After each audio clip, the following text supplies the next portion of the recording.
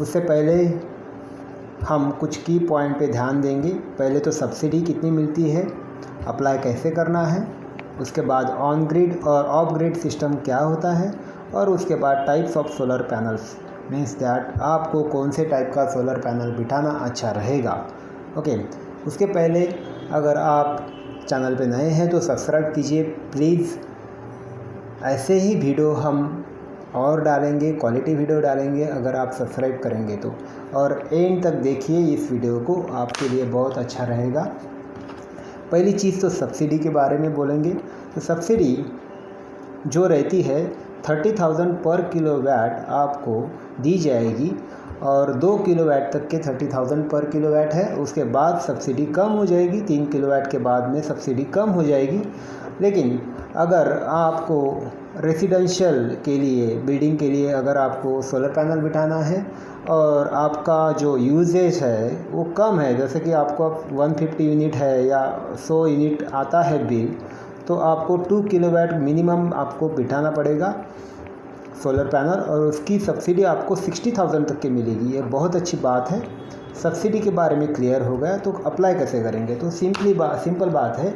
Apply करने के लिए सीधे नेशनल पोर्टल पे जाओ, india.gov.in पे नेशनल पोर्टल ऑफ इंडिया है, और उस पर PM सूर्य घर मुफ्त बिजली योजना है, उस पर जाके अप्लाई कीजिए डायरेक्टली। उसमें 3 ऑप्शन आ जाते हैं। स्ट्रक्चर क्या रहेगा सब्सिडी का वो भी बता देंगे, कैलकुलेटर भी बता देंगे, मीन्स आपका कितना कॉस्टिंग जाएगा वो भी कैलकुलेशन करके बताएंगे। और अप्लाई कैसे कराना है, वहाँ पे भी अप्लाई का बटन है, वहाँ पे क्लिक करना और अप्लाई करना है। ठीक है, आपका उसके लिए नंबर लगेगा, आपका इलेक्ट्रिक बिल लगेगा, आपका आधार कार्ड लगेगा, ये सारी चीज़ें आपको अपलोड करना पड़ेगा और आप एप्लीकेशन हो जाएगा। एक 5-10 मिनट का काम है, एप्लीकेशन हो जाएगा। ठीक है, लेकिन अप्लाई करने के वक्त आपको क्या क्या ध्यान देना पड़ेगा।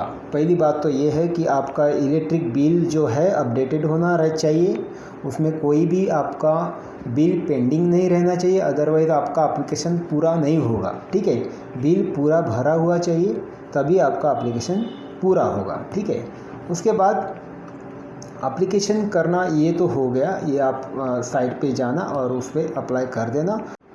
अब बात करते हैं ऑन ग्रिड और ऑफ ग्रिड सिस्टम क्या होता है।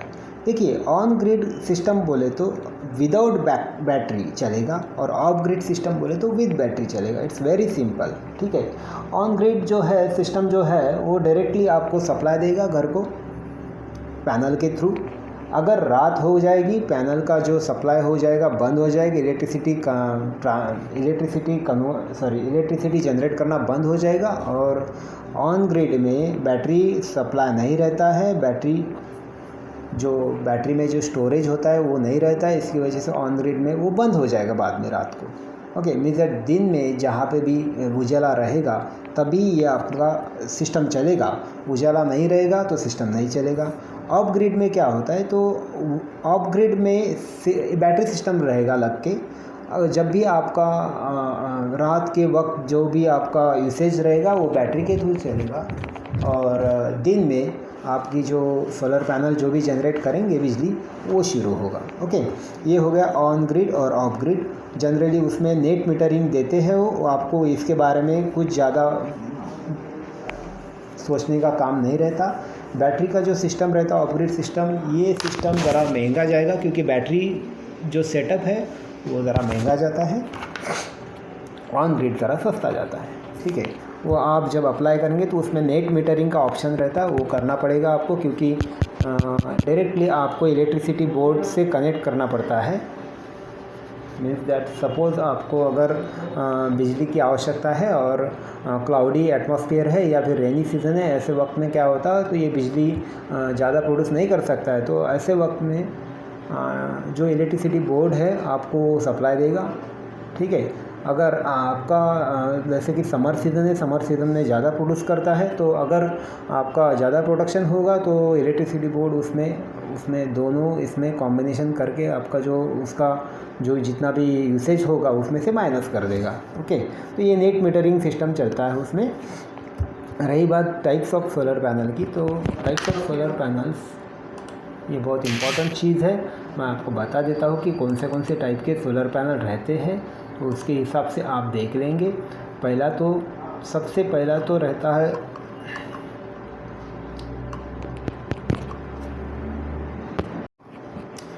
टाइप्स ऑफ सोलर पैनल में सबसे पहले है पॉलीक्रिस्टलिन सोलर पैनल।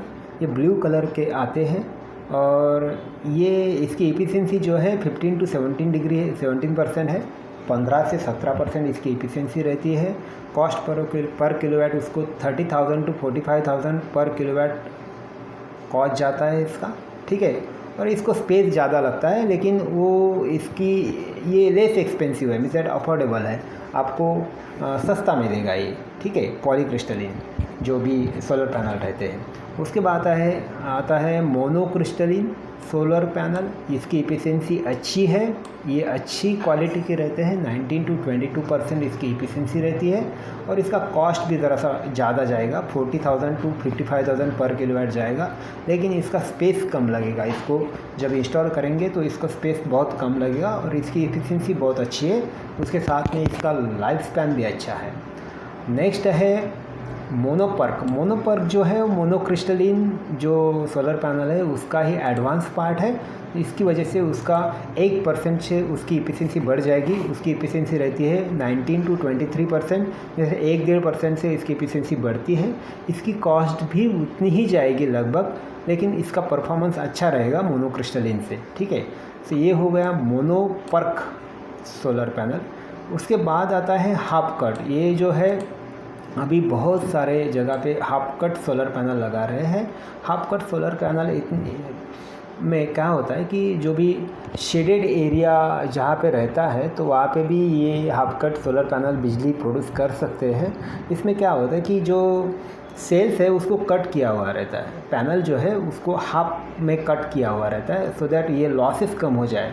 तो इसकी एफिशिएंसी जो है उसकी वजह से बढ़ जाती है ज़रा सी, तो वो 19 to 22% उसकी एफिशिएंसी है और कॉस्ट भी उतना ही जाता है पर किलोवाट, 40,000 to 60,000 पर किलोवाट। उसके बाद आता है बाईफेशियल सोलर पैनल। ये रेसिडेंशियल के लिए ज़्यादातर यूज़ नहीं करते हैं। बहुत जगह पे क्या होता है, बड़े बड़े बिल्डिंग्स रहती है वहाँ पे यूज़ होता है, क्योंकि ये दोनों साइड से, बाईफेशियल उसका नाम ही है, दोनों साइड से बिजली इलेक्ट्रिसिटी प्रोड्यूस करेगा। रिफ्लेक्टिव सरफेस रहता है दोनों साइड से उसका, और दोनों साइड से वो इलेक्ट्रिसिटी जनरेट करता है। इसकी एफिशिएंसी 20 to 25% है और इसकी कॉस्ट ज़रा ज़्यादा जाएगी, उससे भी 45,000 to 70,000 पर किलोवाट इसकी कॉस्ट जाती है। उसके बाद का जो सोलर पैनल है वो है BIPV, means BIPV solar panel. Okay, so BIPV क्या होता है? BIPV means the building integrated photovoltaic solar panel. हाँ,